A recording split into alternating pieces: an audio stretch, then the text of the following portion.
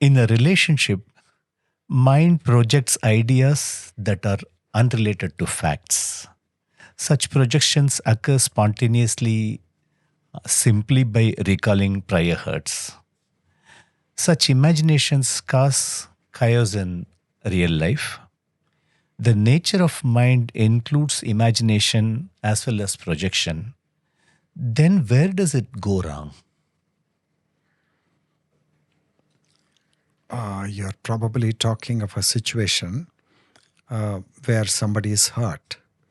And when the person is hurt, either the person may practice boycott. That is, the person goes on a non-cooperative spree. The person won't talk. That's a possibility. And will hurt you with that silence. So the other person will be hurt by that silence, which is a gesture of non-cooperation. So that you have to read that the other self is hurt, the self is hurt. Or if the other person is basically angry and aggressive by temperament, then that person may fling back some angry words at you, and you may again get hurt. Once you get hurt, then I believe you can discover all of this only by watching. That's the contribution of the world teacher. Once you get hurt, I think a very subtle form of violence breaks out from you. Violence in thought and feeling.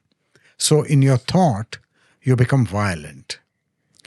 Like in the Amanaska course, we had the metaphor of the two sumo wrestlers. You remember that? Yes. And so you have a thought that whereby you are very recalcitrant. You're kicking back somebody because you have a feeling that the other person kicked you and that the other person humbled you, the other person hurt you. So you want to hit back. Now, this is actually caveman still alive in us. This is Neanderthal man, caveman still alive in us. The self-defensive mechanism in consciousness.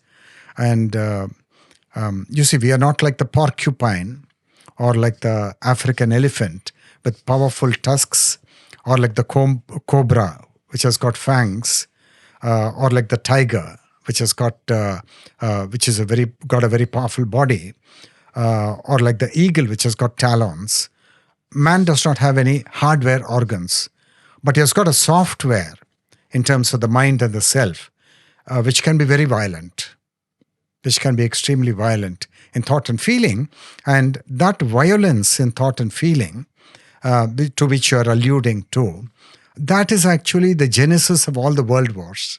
It begins there, in the feeling nature of man. Once he is hurt, then he wants to retaliate. He wants to take revenge. He wants to hit back.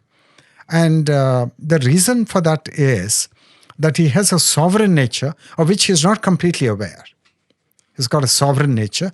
By sovereign nature, I mean an infinite nature, which needs to express itself, but which will be wise if it can perceive that infinite nature also in all other human bodies, in all other human beings.